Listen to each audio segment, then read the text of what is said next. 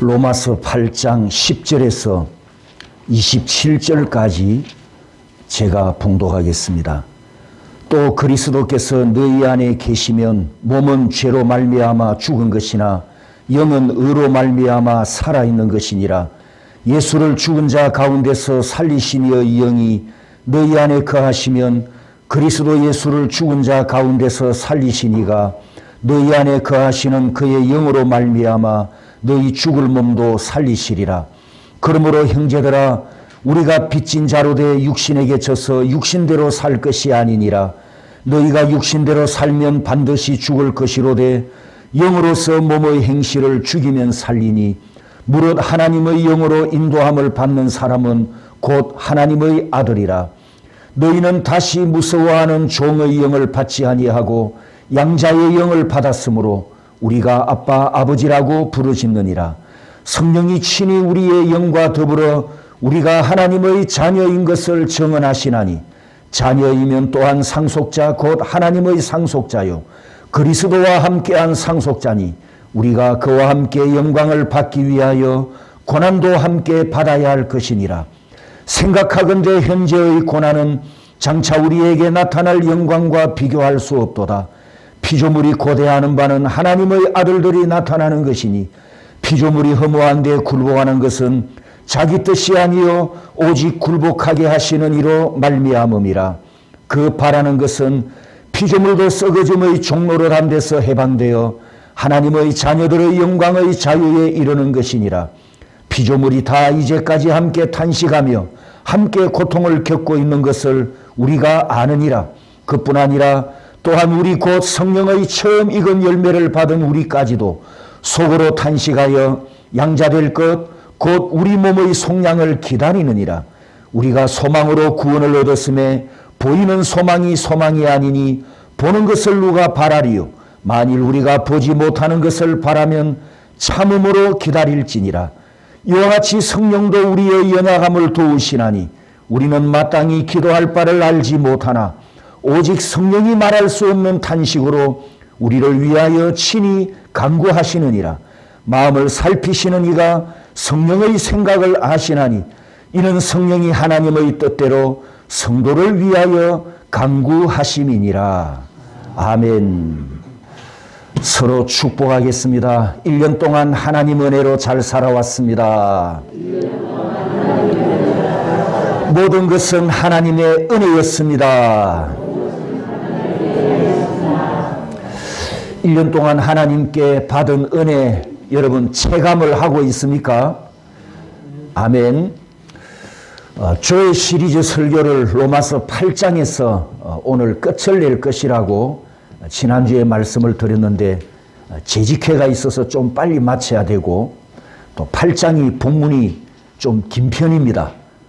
그래서 할 수 없이 다음은 이제 신년 주일이니까 신년 설교를 하고 1월 둘째 주일에 8장 마지막 부분을 한 번 더 설교를 해야 되겠습니다. 그렇게 여러분이 이해해 주시면 되겠습니다.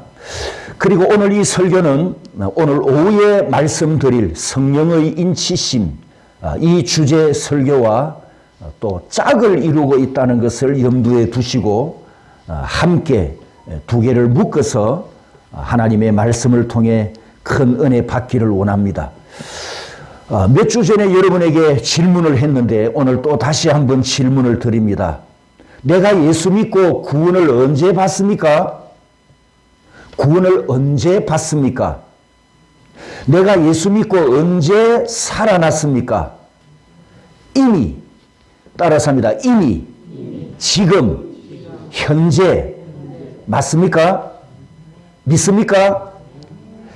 10절에 보면 몸은 죄로 말미암아 죽은 것이나 그리고 11절 끝에 죽을 몸도 살리시리라. 이 말씀처럼 이미 현재에 이루어져 내가 살아난 과정 속에 내 몸이 살아가고 있다면 이 말씀을 병든 몸도 살리시리라. 죽을 몸도 살리시리라. 이 말씀 속에 병든 몸도 살리시리라. 이 의미를 넣어도 성경적으로 신학적으로 타당하다고 생각이 됩니다. 그렇다면 내가 예수 믿고 살아난 것처럼 육신도 살아났고 살아날 것이니 지금 나에게 저의 생명이 있으니 질병과 고통과 아픔과 연약함도 주님이 이미 다 치유해 주셨고 회복해 주셨음을 믿어야 합니다. 성도 여러분, 믿읍시다. 옆 사람에게 믿읍시다. 믿으면 됩니다. 예수 믿으면 죽을 몸도 산다고 분명히 말씀하셨으니 병든 몸도 살아났음을 믿읍시다. 믿었습니다. 지금 믿었습니다. 이미 믿었습니다. 그래야 구원이 부분 구원이 아니고 따라서 합니다. 전인적인 구원. 전인적인 구원. 하나님의 구원은 전인적인 구원입니다. 이미 살았고 지금도 살았고 내일도 살았고 모레도 삽니다. 살았습니다. 성도 여러분, 삽시다. 병든 몸도 치유받읍시다. 이 믿음 갖기를 소원합니다. 12절과 13절은 4절과 5절과 같이 봐야 하는데 13절에 육신대로 살면 죽는다. 몸의 행실을 죽이라. 이 말씀 때문에 내가 나를 죽이려 하거나 죽지 않는 자 때문에 괴로워했습니다. 나를 죽이려 하지만 못했지 않습니까? 안 죽잖아요. 3절 말씀에 육신이 연약하여 나는 율법을 다 지킬 수 없지만 주님이 오셔서 율법의 요구를 다 이루어 주셨으니 나는 그 사실과 그 진리와 그 복음을 믿기만 하면 됩니다. 예수님이 이루신 그 일을 믿기만 하면 됩니다. 예수님께서 나를 대신하여 다 이루신 일을 믿는 것이 성령을 따르는 것이고 믿는 것이 성령으로 생각하는 것입니다. 그리하면 죽지 않는 자아로는 율법의 요구를 이루지 못하지만 성령을 따라 행하면 율법의 요구가 이루어졌다. 이렇게 말씀하고 있습니다. 성도 여러분, 성령을 따르는 것이 몸의 행실을 죽이는 것이고 성령으로 생각하는 것이 몸의 행실을 죽이는 것입니다. 우리는 이것과 상관없이 내 힘으로 나를 죽이려고 했기 때문에 못 죽였었고 내가 나를 죽이려 했기 때문에 실패했었습니다. 이미 그리스도와 연합하여 죄에 대하여 죽은 성도 여러분, 다시 말씀드립니다. 육의 행실을 죽이려고 힘쓰고 애쓸 필요 없습니다. 이미 우리는 죽었습니다. 2000년 전에 십자가에 주님과 함께 못 박혔고 내가 세례받을 때 나는 이미 죽었습니다. 이 진리를 영으로 묵상하고 나를 다시 살려주신 부활하신 주님을 묵상하고 주님과 하나 되어 살면 우리는 성령으로 사는 하나님의 아들이라. 이렇게 14절에서 말씀하셨습니다. 이 14절도 9절과 같은 말씀이죠. 하나님의 영이 거하는 사람은 그리스도의 사람이다. 하나님의 영으로 인도함을 받는 사람은 하나님의 아들이다. 이렇게 말씀하셨으니 내 신분은 틀림없습니다. 누가 뭐라고 해도 나는 하나님의 아들입니다. 나는 하나님의 자녀입니다. 사단이 나를 찾아와서 내 부족함을 들춰내고 내 허물을 가지고 고발하고 고소해도 나는 틀림없는 그리스도의 사람입니다. 흔들리지 마시기를 축복합니다. 이 진리와 사실을 15절 16절이 확실하게 이렇게 증언합니다. 종의 영을 받지 아니하고 양자의 영을 받았으므로 성령이 우리 영과 더불어 우리가 하나님의 자녀인 것을 증언하시나니. 성도 여러분, 내가 하나님을 아버지여라고 부르는 믿음을 성령께서 주셨습니다. 내 안에 계시는 성령 그분께서 내게 증언하시기를 넌 하나님의 의인이야. 넌 하나님의 아들이야. 정성은 목사의 증언이 아니고 오늘 본문에 누구의 증언이라고요? 성령의 증언이랍니다. 성령 하나님의 증언입니다.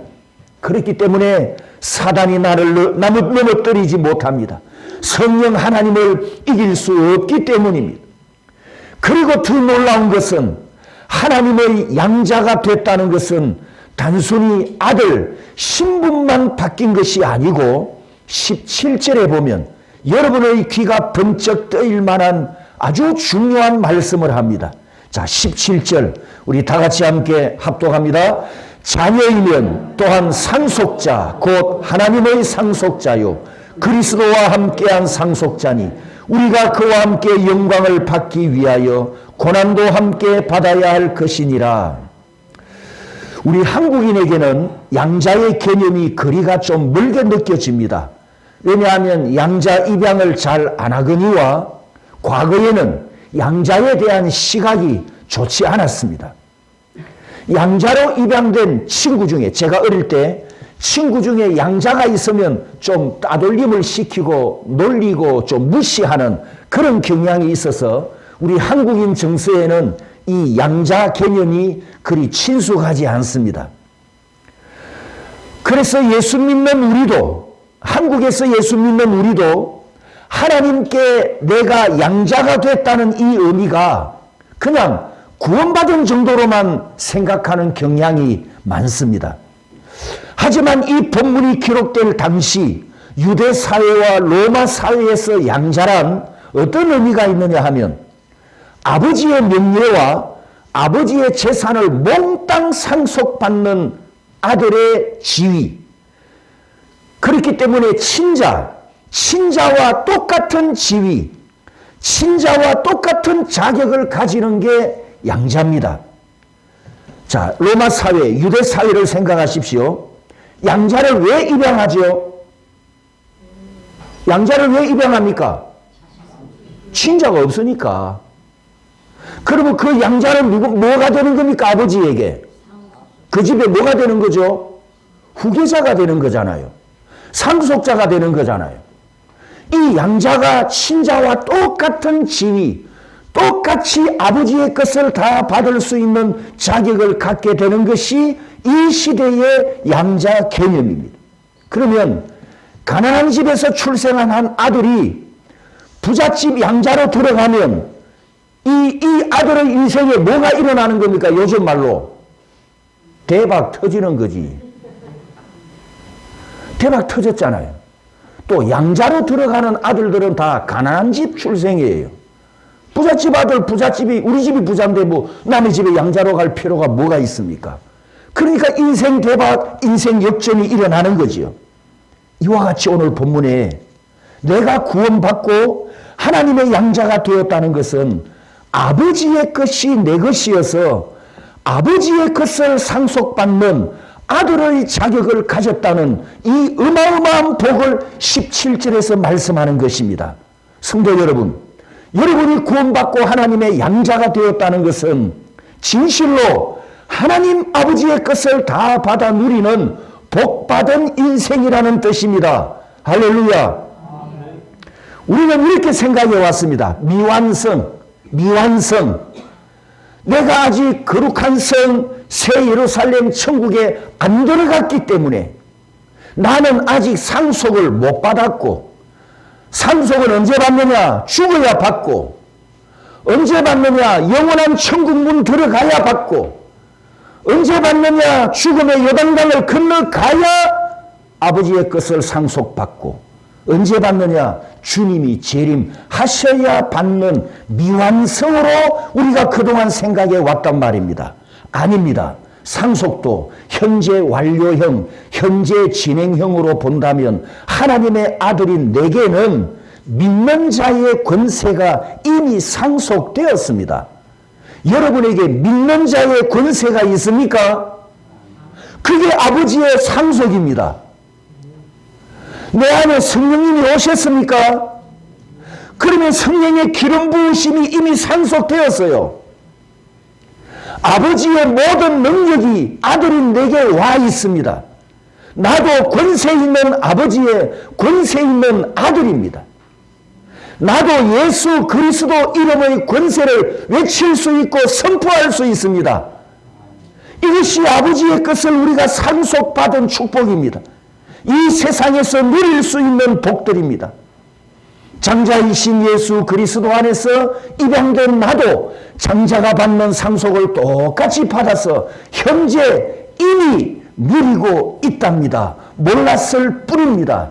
이제는 누리시고 사용하시고 그 복을 사용하시기를 축복합니다. 거지 왕자 이야기 다 아시잖아요. 왕자가 어릴 적에 궁궐 밖으로 나가서 거지 손에 키워지게 되었습니다. 이 왕자가 갖고 있는 자신의 정체성은 뭐였죠? 나는 거지다, 그거였어요.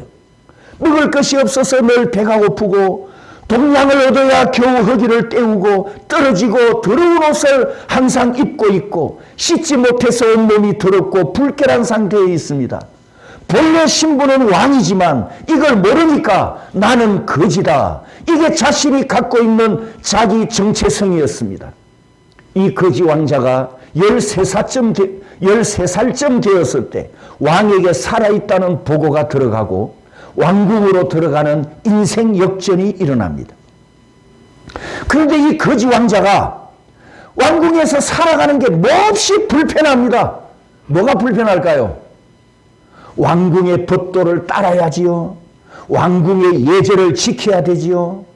왕궁에서 식사하는 예절도 왜 그리 까다로운지, 왕자로서 해야 할 언어가 있고 왕자로 걸어가야 할 걸음걸이가 있고 왕자로서 나타내어야 할 행동이 있고 이게 너무너무 불편하고 답답한 거예요.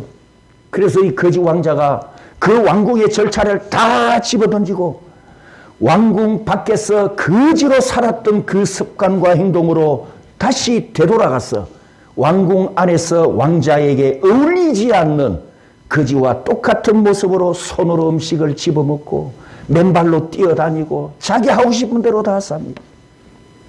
살고 있는 곳은 왕궁인데 언행은 거지와 똑같습니다.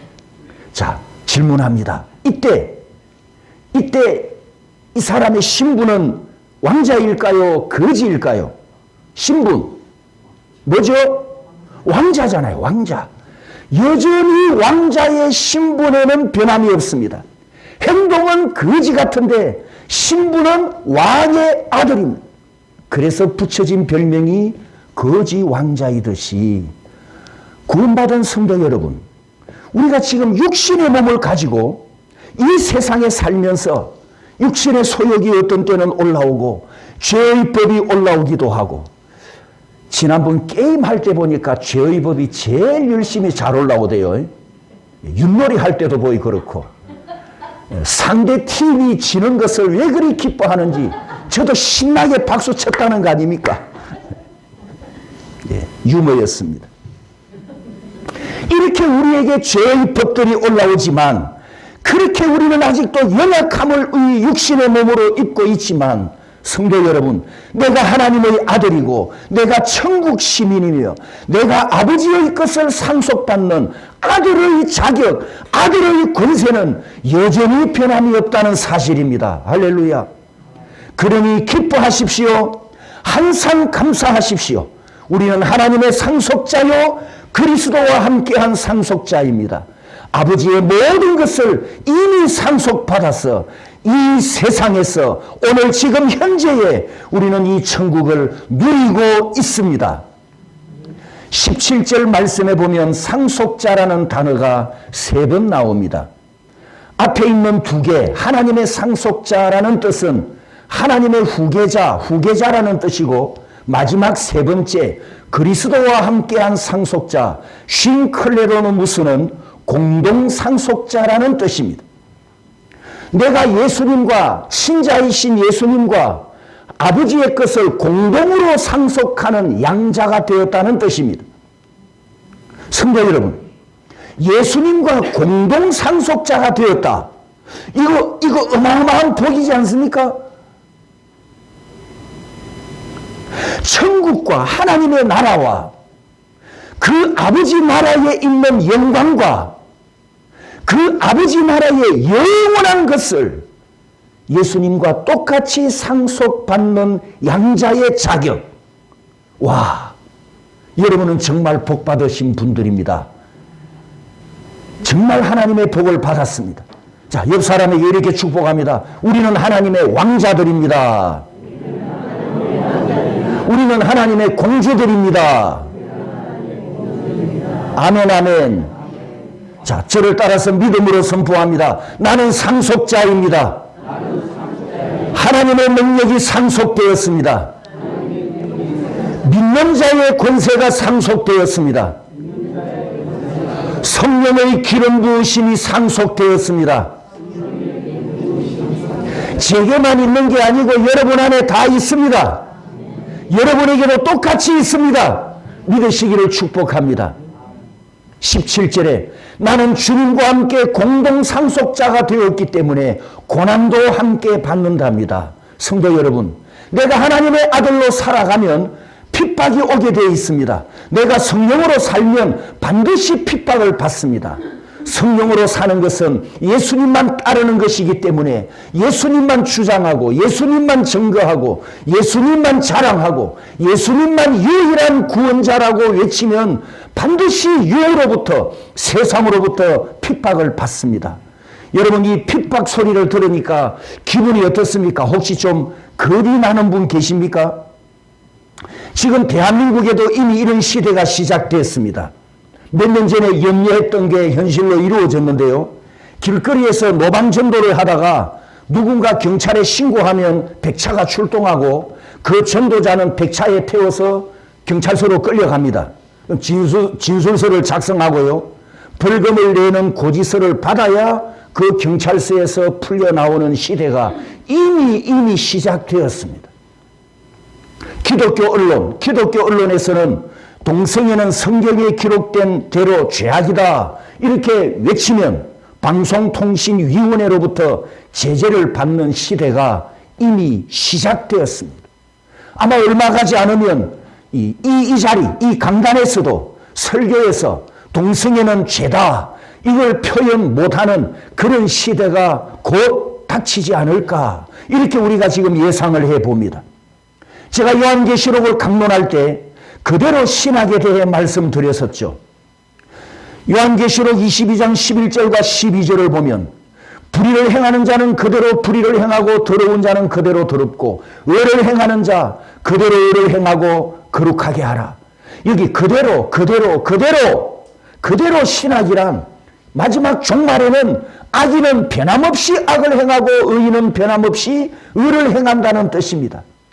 악인은 죄의 종으로 살지만 의인은 로마서 6장 14절 15절 말씀처럼 은혜 아래 있고 하나님의 은혜가 순간순간 나를 이끌고 가시기 때문에 나는 의를 계속 행할 뿐 아니라 환난과 핍박이 와도 넘어지지 않고 반드시 승리합니다. 내가 핍박을 받아도 반드시 이길 것을 나는 확신합니다.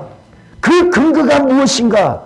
내 의지가 강하기 때문이 아니고 내가 예수 그리스도를 꽉 붙잡고 있는 내 믿음이 좋아서 내 믿음 때문도 아니라 고린도후서 1장 22절에 우리에게 인치시고 보증으로 우리 마음에 성령을 주셨느니라. 나를 인치신 성령께서 내 안에 오셔서 아버지의 은혜에서 떨어지지 않도록 붙들고 계시기 때문에 저와 여러분은 승리자입니다. 여기 인 따라서 합니다. 성령이 인을 쳤다 그랬잖아요. 이 인이 의미하는 것처럼 하나님께서 나를 자신의 소유로 삼으셨는데 하나님이 나를 놓치실 리가 없지 않습니까? 오늘 이 부분에 대해서 좀 더 자세하게 말씀드리겠습니다만 하나님께서 나에게 인을 쳐서 자기 소유로 삼으셨기 때문에 철저하게 보호하시고 지켜주십니다. 요한일서 5장 18절에는 악한 자가 만지지도 못한다 이렇게 말씀하셨습니다. 하나님의 양자된 성도 여러분, 나는 주님과 함께 공동상속자가 되었기 때문에 고난도 함께 받습니다. 이것이 무엇을 의미하는가 하면 고난이 고생으로 끝나는 생고생이 되지 않고 영광이 따라오는 고난이라는 사실입니다. 그리스도인이 받는 고난에는 상급이 따라오고 영광이 따라오는 것은 바로 주님과 공동상속자가 되었기 때문입니다. 여러분, 부활을 하려면 뭐가 먼저 있어야 됩니까? 죽어야 되지요. 그렇습니다. 죽어야 다시 살아나잖아요. 죽음이 없으면 부활이 없는 것처럼 고난이 없으면 영광이 없습니다. 주님께서 십자가 고난을 당하시고 영광에 오르신 것처럼 공동상속자가 된 나도 고난을 피할 수 없습니다. 하지만 우리가 이 땅에서 받는 고난은 잠깐입니다. 그 고난은 18절에 장차 받을 영광과 비교 불가라 하셔서 잠깐 받는 고난은 그 영원한 영광을 바라보면서 우리가 얼마든지 믿음으로 통과해 갑니다. 로마서 8장 1절과 마지막 39절 말씀처럼 그리스도 안에서 승리가 확정되었음을 믿으시기 바랍니다. 우리가 이 세상에서 핍박을 받고 영적 싸움을 하지만 우리의 싸움은 이겠나 지겠나 이런 싸움이 아니고 싸우기도 전에 이미 승리가 확정된 싸움이어서 넉넉히 이기고 승리를 따놓고 고난의 현장에 들어간다는 것을 기억하시기 바랍니다. 따라서 합니다. 승리가 확정된 싸움, 이미 이긴 싸움. 이 모습을 하나냐 미사엘 아사랴가 다니엘 3장 풀무불 구덩이에서 보여주었습니다. 그러니 성도 여러분, 혹시 주의 이름을 전하다가 예수 이름만을 고백하다가 혹시 여러분이 고난을 당하고 핍박을 받으시면 따라서 합니다. 그까이 그 고난, 그까이 그 고난 이렇게 여기시기 바랍니다. 신본주의로 살면 반드시 인본주의로부터 미움을 받고 핍박을 받습니다. 학교에서도 직장에서도 우리 남자들은 군대에 가서도 마찬가지입니다. 군 입대를 하거나 대학을 졸업하고 첫 직장에 출근하면 술 안 마신다고, 술 못 마신다고 미움을 사고 왕따를 당합니다. 그럴 때 우리는 부끄럽게 생각하지 말고 영광으로 생각해야 됩니다. 요한이 주원이 잘 들으래. 너희들에게 곧 닥칠 문제들이다. 모두가 나쁜 짓을 하는 사람들이 모인 곳에 나 혼자 나쁜 짓을 거부하고 그것은 나쁜 짓입니다 라고 외치면 반드시 그 조직으로부터 핍박을 받습니다.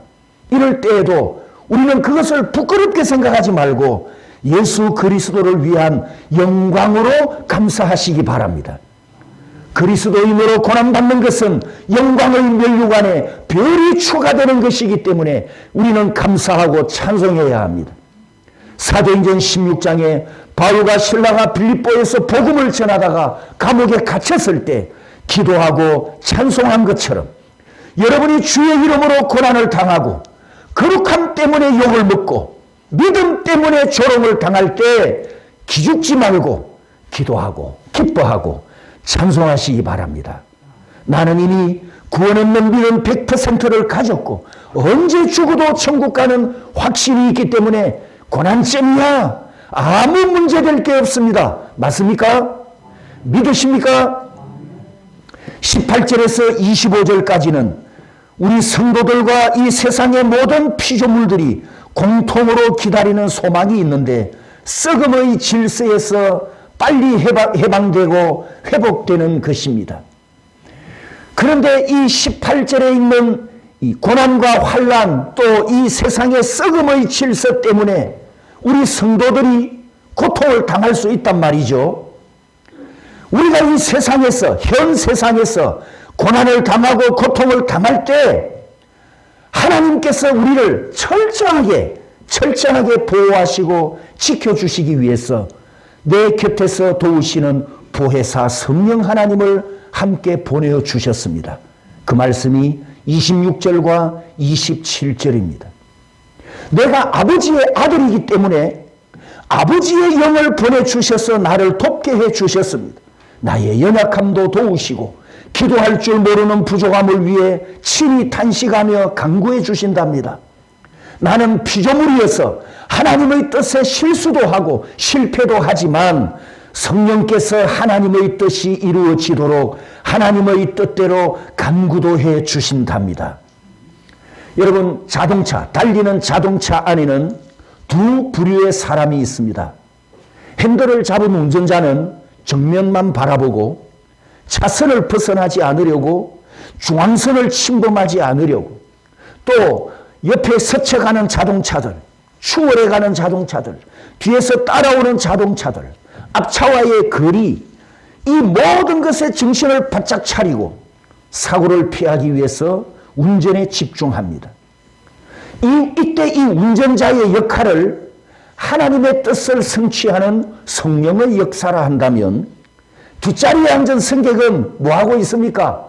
바깥 경치 구경하고 옆 사람과 잡담하고 떠들고 꿀잠을 자기도 하고 신나게 여행을 즐기고 있습니다. 승객은 운전하지 않지만 어디를 향해 달려가고 있죠? 목적지를 향해서 달려가고 있습니다. 운전하지 않지만 하나님의 뜻대로 전진하고 있습니다. 성도 여러분, 성령 하나님께서 나와 함께 하시고 나를 견인해 가시기 때문에 우리는 목적지를 향해서 지금도 가고 있습니다. 할렐루야. 그러면 신앙생활이 너무 쉽단 말이죠. 어떻게? 성령으로 생각하면 되니까. 내 안에 성령이 임하셨고 나는 성령으로 충만해진 성령의 사람이라는 정체성을 갖고 살아가면 그분이 나를 견인해 가실 것이니 나는 따라가기만 하면 되고 운전은 운전자가 알아서 할 것이니 나는 차 안에 타고 있기만 하면 목적지에 도착하는 너무 쉬운 신앙생활을 해 갈 수가 있습니다. 내가 힘쓰고 애쓰고 노력해서 천국 문으로 달려가는 것이 아니라 성령께서 나를 이끌어 가시니 너무 쉽습니다. 우리는 구원받은 하나님의 왕자들입니다. 예수 그리스도와 함께 공동 상속자가 되어 아버지의 기업을 이미 상속받았습니다. 믿는 자가 이것을 누립니다. 믿음으로 선포하고 믿음으로 누리기만 하면 됩니다. 다시 한번 옆 사람에게 축복합니다. 우리는 하나님의 왕자입니다. 우리는 아버지의 상속자입니다. 우리는 예수님과 공동 상속자입니다. 그리고 아버지께서 보혜사 성령을 내 편으로 보내주셨습니다. 아버지께서 성령으로 내 안에 임마누엘 하실 때 아버지의 모든 능력과 복을 이미 내 안에 가지고 오셨습니다. 그러니 성도 여러분, 염려할 이유가 없습니다. 걱정 안 해도 됩니다. 내 편으로 오신 성령 하나님께서 영원한 천국까지 나를 견인해 가실 것이니 항상 그분과 동행하면서 아버지의 모든 것을 누리는 왕의 자녀로 복되게 살아가는 저와 여러분들이 되시기를 주님의 이름으로 축복합니다.